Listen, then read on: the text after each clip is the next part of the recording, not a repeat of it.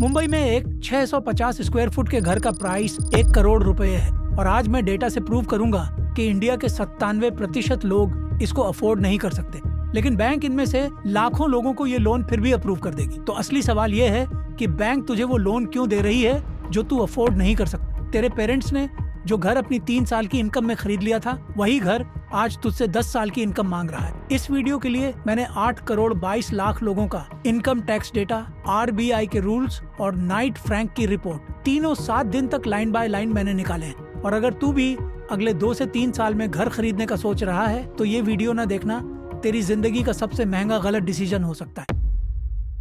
तो चल शुरुआत वहीं से करते हैं जहां ज्यादातर लोगों का घर का सपना पहले ही दिन खत्म हो जाता है, डाउन पेमेंट से। RBI का रूल बिल्कुल क्लियर है। 75 लाख रुपए से ऊपर के होम लोन पे बैंक तुझे प्रॉपर्टी की वैल्यू का मैक्सिमम 75% ही देगी। मतलब 1 करोड़ रुपए के घर पे तुझे कम से कम 25 लाख रुपए अपनी जेब से देने होंगे, और वो भी कैश में, वो भी पहले दिन। लेकिन 25 लाख रुपए तो सिर्फ शुरुआत है, क्योंकि अब वो कॉस्ट आती हैं जो ब्रोकर की फाइल में कभी नहीं होती। स्टैम्प ड्यूटी और रजिस्ट्रेशन के नाम पे महाराष्ट्र जैसे स्टेट्स में 6 से 7% अलग से लगता है, मतलब 6 से 7 लाख रुपए। और घर अंडर कंस्ट्रक्शन है तो उसपे 5% GST भी लगेगा, मतलब 5 लाख रुपए। और ब्रोकर अपना 1 से 2% कमीशन लेगा, और इंटीरियर्स, फर्नीचर और शिफ्टिंग में कंजर्वेटिवली 8 से 10 लाख रुपए और चले जाएंगे। टोटल अपफ्रंट कैश 35 से 45 लाख रुपए लगेगा घर की चाबी हाथ में आने से पहले। अब इस नंबर को इंडिया की रियलिटी पे रख के देख। इनकम टैक्स के अपने डेटा के हिसाब से जो 8 करोड़ 22 लाख लोग ITR फाइल करते हैं, उनमें से 80% लोग साल का 10 लाख रुपए से कम कमाते हैं। अब मान ले एक बंदा 12 लाख रुपए कमाता है और महीने का 17,000 रुपए सेव भी कर लेता है, जो कि अपने आप में रेयर है। तो साल के 2 लाख रुपए बने। इस स्पीड से 35 लाख रुपए जमा करने में उसे लगेंगे 17 साल, और 17 साल बाद वो फ्लैट 1 करोड़ रुपए का नहीं रहेगा, वो 2 करोड़ रुपए का हो चुका होगा। इंडिया का 90% यहाँ रेस से बाहर हो जाता है। और जो लोग ये स्टेज क्लियर करते हैं, उनमें से ज्यादातर पापा की सेविंग्स,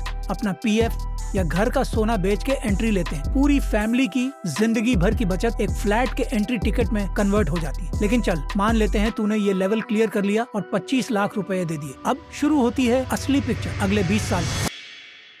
तेरे पास अब 75 लाख रुपए का लोन है। 2026 में होम लोन रेट्स 7.5 से 8.5% के बीच चल रहे हैं, क्योंकि RBI ने रीपो रेट 5.25% पे होल्ड किया हुआ है। तो 8% पे 20 साल के लिए तेरी EMI बनती है लगभग 63,000 रुपए पर मंथ। लेकिन EMI कभी अकेली नहीं आती, वो अपना पूरा परिवार लेके आती है। सोसाइटी मेंटेनेंस के 5 से 7,000 रुपए हर महीने अलग लगेंगे। प्रॉपर्टी टैक्स, रिपेयर्स, पेंटिंग और वो गीजर जो हमेशा संडे रात को ही खराब होता है, इन सब का एवरेज निकाल तो 4 से 5,000 रुपए और जोड़ ले, मतलब तेरा टोटल मंथली खर्चा हो गया 75,000 रुपए। तो फिर इस घर की असली कीमत क्या है? 63,000 रुपए की EMI को 240 महीने से मल्टीप्लाई कर। बैंक को तू टोटल देगा 1 करोड़ 50 लाख रुपए। उसमें से 75 लाख रुपए सिर्फ इंटरेस्ट है, मतलब जितना घर का प्रिंसिपल है उतना ही इंटरेस्ट। अब इसमें अपना 25 लाख रुपए का डाउन पेमेंट जोड़, 7 लाख रुपए की स्टैम्प ड्यूटी जोड़ और 10 लाख रुपए के इंटीरियर्स जोड़। तेरा 1 करोड़ रुपए का घर तुझे एक्चुअली पड़ रहा है 1 करोड़ 90 लाख रुपए का, ऑलमोस्ट डबल। और अगर तूने EMI कम करने के लिए 30 साल का लोन लिया, जो आजकल बैंक्स खुशी खुशी दे रही हैं, तो EMI तो गिर के 55,000 रुपए हो जाएगी, लेकिन टोटल इंटरेस्ट हो जाएगा 1 करोड़ 23 लाख रुपए। मतलब घर की कीमत से ज्यादा तो तू सिर्फ इंटरेस्ट दे रहा है। तू घर नहीं खरीद रहा, तू बैंक के लिए 30 साल की फिक्स्ड इनकम स्कीम बन रहा है। और आई नो तू क्या सोच रहा है कि टैक्स बेनिफिट तो मिलता है ना, सेक्शन 24 में 2 लाख रुपए का इंटरेस्ट डिडक्शन। तो सुन ले, 2026 में डिफॉल्ट टैक्स रिजीम और न्यू रिजीम में सेल्फ ऑक्यूपाइड घर पे होम लोन इंटरेस्ट का डिडक्शन मिलता ही नहीं। जो बेनिफिट तेरी पिछली जनरेशन को मिलता था, वो सिस्टम से चुपचाप निकाल दिया गया और किसी ने इसकी हेडलाइन तक नहीं बनाई। तो फिर ये घर एक्चुअली कौन अफोर्ड कर सकता है? फाइनेंशियल प्लानिंग का स्टैंडर्ड रूल कहता है कि तेरी टोटल EMI तेरी इन हैंड इनकम के 40% से ज्यादा नहीं होनी चाहिए। बैंक तो 50 से 55% तक भी अप्रूव कर देगी, लेकिन बैंक का काम लोन बेचना है, तेरी जिंदगी संभालना नहीं। 75,000 रुपए का मंथली हाउसिंग खर्चा अगर इन हैंड इनकम का 40% है, तो तेरी इन हैंड इनकम होनी चाहिए 1,90,000 रुपए प्रति महीना। मतलब हाउस होल्ड की ग्रॉस इनकम चाहिए लगभग 30 लाख रुपए प्रति वर्ष। और अगर तू कंफर्टेबल जोन में रहना चाहता है 33% पे, तो ग्रोस इनकम चाहिए 38 से 40 लाख रुपए। अब इस नंबर को इंडिया के इनकम डेटा पे रख। ITR फाइलर्स में 31 लाख रुपए से ऊपर कमाने वाले सिर्फ टॉप 10% है। और याद रख, ITR फाइल करने वाले खुद पूरे इंडिया के सिर्फ टॉप 6 से 7% लोग हैं। मतलब पूरे इंडिया में 1 करोड़ रुपए का घर कंफर्टेबली अफोर्ड करने वाले लोग हैं सिर्फ 2 से 3%। बाकी 97% के लिए ये घर मैथमेटिकली आउट ऑफ रीच है। लेकिन लोग तो खरीद रहे हैं ना। तो चल एक रियल हाउस होल्ड होल्ड के नंबर्स चलाते हैं। राहुल और स्नेहा एक कपल है। राहुल IT में है, स्नेहा मार्केटिंग में। कंबाइंड इनकम दोनों की 30 लाख रुपए, मतलब इंडिया के टॉप 3 से 4% में है ये लोग। ऑन पेपर ये कपल सेटल्ड है। 30 लाख रुपए ग्रोस टैक्स और PF कटने के बाद इनके हाथ में आता है लगभग 2,10,000 रुपए पर मंथ। अब इसमें से माइनस करना शुरू कर। हाउसिंग का 75,000 रुपए गया तो बचे 1,35,000 रुपए। CR की EMI, फ्यूअल और इंश्योरेंस के 22,000 रुपए गए तो बचे 1,13,000 रुपए। ग्रोसरीज और हाउस होल्ड के 28,000 रुपए गए, बचे 85,000 रुपए। बच्चे की स्कूल फीस के 18,000 रुपए गए, बचे 67,000 रुपए। मेड और कुक के 8,000 रुपए, यूटिलिटीज और फोन्स के 8,000 रुपए, हेल्थ और टर्म इंश्योरेंस के 10,000 रुपए, बचे 41,000 रुपए। और दोनों तरफ के पेरेंट्स को सपोर्ट करने के 10,000 रुपए निकाले तो महीने के एंड में बचे 31,000 रुपए। इन 31,000 रुपए में आना है कपड़े, दवाई, शादी के गिफ्ट्स, कार सर्विस, वीकेंड पे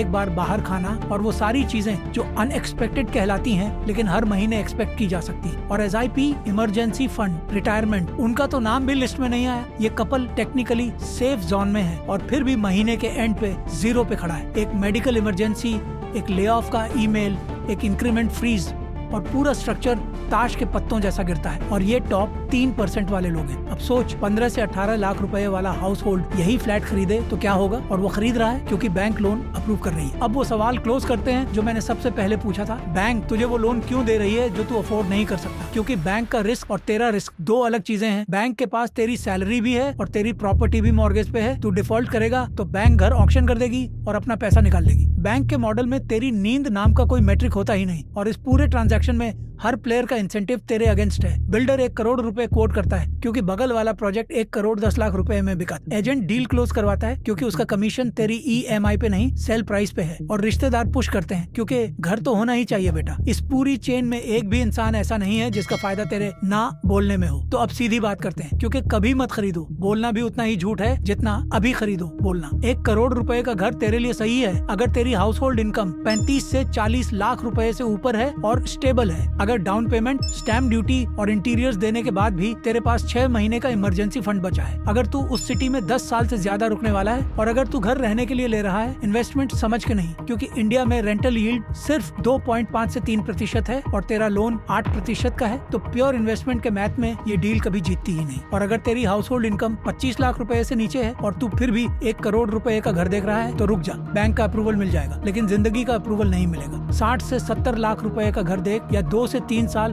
और रेंट पे रहे और डिफरेंस को SIP में डाल, क्योंकि रेंट देना पैसा फेंकना नहीं है। रेंट तू अपनी फ्लेक्सिबिलिटी के लिए दे रहा है, पैसा फेंकना वो EMI है जो तुझे 20 साल के लिए एक ऐसी जिंदगी में लॉक कर देती है जो तू अफोर्ड ही नहीं कर सकता। बैंक तुझे हमेशा ये बताएगी कि तू कितना लोन ले सकता है। ये वीडियो तुझे ये बता रहा है कि तुझे कितना लोन लेना चाहिए और इन दोनों नंबर्स के बीच जो गैप है ना, उसी गैप में तेरी अगले 20 साल की जिंदगी है। कमेंट्स में बता तेरी सिटी में एक नॉर्मल 2 BHK कितने का है और तेरी इनकम का कितना मल्टीपल है वो। चैनल को सब्सक्राइब कर ले। मिलते हैं नेक्स्ट वीडियो में।